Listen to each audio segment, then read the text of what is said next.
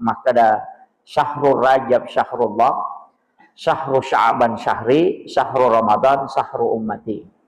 Itu sebenarnya telu na tepu nabitta. Jadi syahrul Rajab syahrullah, yaitu ular raja ulanna puang Allah Ta'ala. Sedangkan bulan Sya'ban adalah bulannya Rasulullah. Sedangkan bulan Ramadan adalah bulannya umatnya Rasulullah.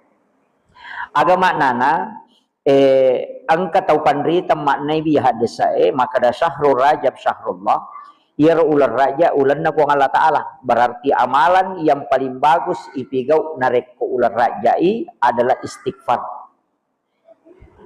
Matu ko Sya'ban sholawat. Sedangkan nanti Ramadan bacaan Al-Quran. Jadi telua itu 3 bulan. Jadi mapamulai as-so'aha ya kotomelo na istilahnya mau melakukan satu wirid, maka baca istighfar tapi gaywi aja napa pada jumlahna istighfar tak di hari-hari yang lalu. Misalnya maka dia baca yang biasa istighfar tak kasih ratumi maka cukupkan 1000. Jadi ia ular raja ematue adalah bulan yang dikhususkan untuk istighfar. Makanya disebut syahrullah, ulan na pong Allah Ta'ala. Yaitu ko ulan na pong Allah Ta'ala kita ipegaiwi istighfar tak lauri pong Allah Ta'ala. Dan juga sekaligus banyak bertaubat.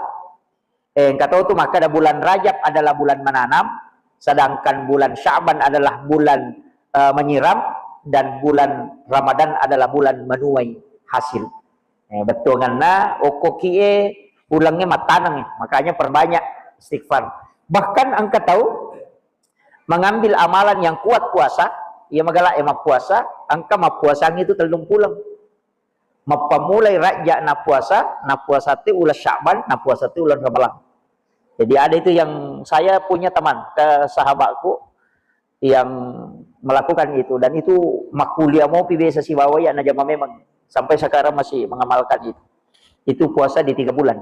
Tapi aja mau di nasabak na mo di biasa ramalangi mat dari keto. Kalau tidak mampu ya narona amalanna, tapi kayak istighfar tak. Iya.